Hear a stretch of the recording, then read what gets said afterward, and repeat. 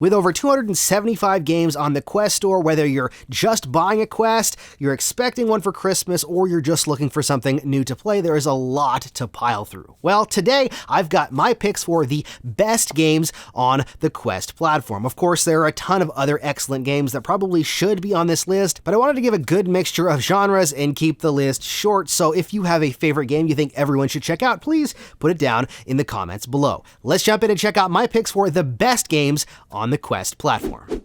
Let's start with number 1 on our list, which is Resident Evil 4. Even if you've never played a Resident Evil game in your life or never touched Resident Evil 4, then I recommend checking out this game. The technical wonder that they put into this game, transitioning it from a flat game to a full interactive VR game, is absolutely amazing. From the VR interactions to the long and well-written story campaign, this is probably, in my opinion, the best game on the Quest platform. Like I said, it doesn't matter if you've played this series or if you haven't, and even if you don't like this type of game normally, I would recommend checking it out because of how well it's done. So if you have not played this yet, then this is one Quest 2 game that I highly, highly recommend. Number 2, Warplanes World War I Fighters. I played this game originally before it launched on the Quest store, and it's even better now, but it was already fantastic back then. Visually, it looks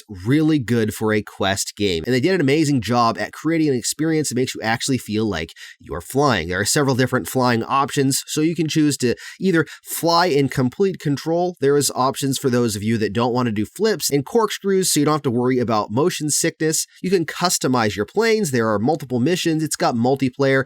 Overall, it really does feel like you're flying in a World War I fighter plane. If you're a fan of flying or of history or just want something fun to play, Warplanes World War I Fighters is definitely on my list of top games you should check out. Next up, Demeo. Demeo is one of those games that you can gather with friends, either online or in person, sit on your couch and enjoy an amazing experience. This is a tabletop style game a la Dungeons and Dragons, where you'll be controlling your characters and fighting in dungeons to take out the enemies and work your way towards the goal. This game is by Resolution Games, who are notorious for online VR games, very good ones might I add, and they are very good at updating their games and keeping content rolling. In fact, they've got a brand new update coming out this month for Demeo. I personally am not a massive tabletop fan, I just don't have the patience, but this game is so much more immersive and it is so much fun,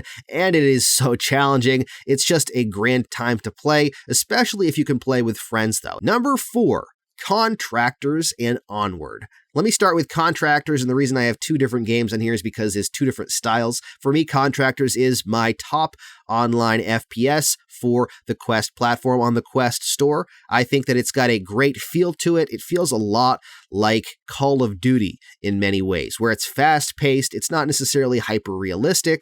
It's also had quite a few updates recently, even adding in ninja costumes and weapons so that you can fight against each other as ninjas. But overall, with the amount of maps, the amount of new polish that was just released in their recent update that changed some of the gun skins, made the levels even better, and they're working on getting the other levels even visually better, and adding in the war mode that is 8 versus 8, which is amazing. On the other hand, Onward is a very realistic style military sim, where you'll be playing with a squad of players against another squad or against bots, depending on the mode that you choose. The gun interactions in this game are a lot more realistic. Combat's a lot more realistic with a very unforgiving amount of health. If you're looking for a realistic milsim, then this will scratch that itch. A lot of people really enjoy this game. I really enjoy it as well. I'm just not good at it, so I don't play it quite as much. But there's a lot of modes and a lot going on in Onward to make it a game you can keep coming back to. Number 5, let's talk free with Echo VR. Echo VR is one of the most popular games on the Quest and Quest 2, probably partially because it's free, but also because it's a lot of fun. Echo VR is a sports-like game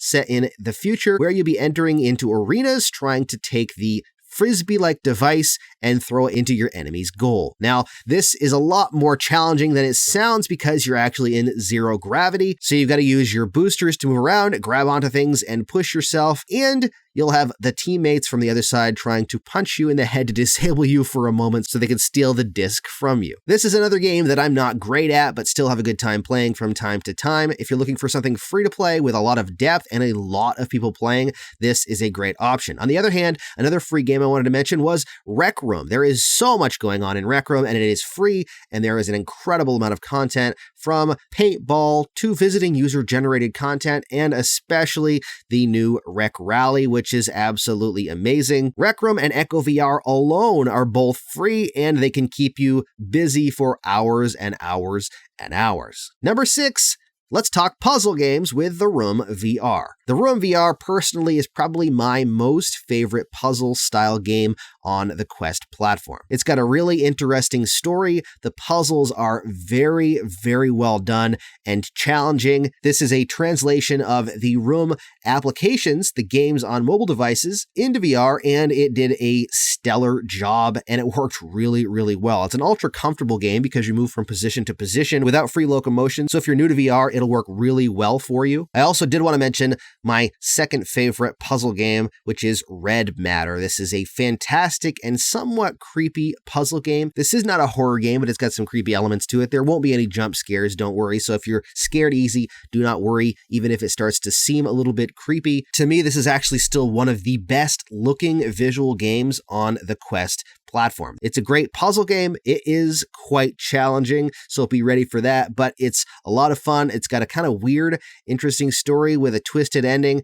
It's just very enjoyable overall, and those are probably the 2 puzzle games I would recommend if you're looking for something to work your brain in VR.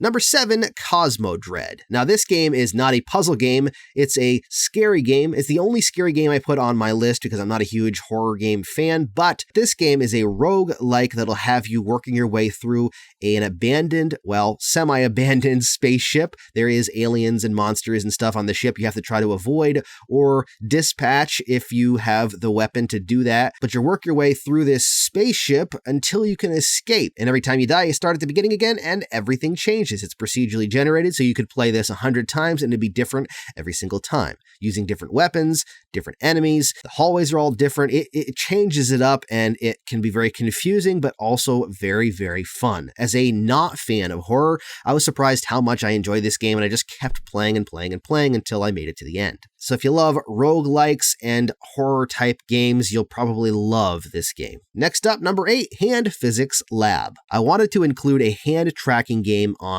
my list, and after looking at all the hand tracking games and thinking about it, I decided to go with Hand Physics Lab because of just how unique the interactions in this game are and how much work has been put into this experience. There are other games that use hand tracking. In fact, Vacation Simulator will use hand tracking as well, but Hand Physics Lab is a really cool illustration of what is possible using hand tracking on the Quest device. It uses a series of puzzles which unlock different sandbox things for you to use. It's really, really well done, and it does work well as a puzzle game. Use some extra light in the room that you're in so that you can get a good track on your hands. Lighting is key with hand tracking, and Hand Physics Lab is a great way to show friends, family, yourself how awesome hand tracking is. Number 9, A Township Tale. Now, some people might not agree with this, but I personally really enjoy A Township Tale, and the reason it's on this list is due to the replayability and the sheer depth of this game. This game has so much going on. You could spend tons of time in here and still not even have scratched the surface. From crafting to mining to building to exploring. It's actually a multiplayer game. You can create a server and bring in your friends to play with you on that server, whether you want to be a blacksmith and your friend wants to be a miner. There's a lot going on. Plus, the VR interactions are really well done and they're really cool. They're almost like little mini games, if you will. So they're not necessarily ultra realistic, but they do have enough realism to them to feel really accomplished when you're done, whether you're whittling wood or you're creating a sword in the forge. Number 10, Walkabout Minigolf. This is probably one of the most accessible and fun, simple type games on the Quest platform. I don't mean simple in a negative way, I mean it's easy to pick up and play. This is miniature golf. This is pinnacle VR with Walkabout Minigolf because it allows you to jump in with friends or family. People new to VR can use this. I've played with people that have never played VR before and they love this game because of how easy it is to use. They've added so much content to this, so many new courses. They're adding another one and they're adding in avatars now. So there's just a lot in this game to keep you coming back. Also, I wanted to mention Golf Plus because that has been updated recently. It used to be Pro Putt and then it was Top Golf with Pro Putt and now it's Golf Plus.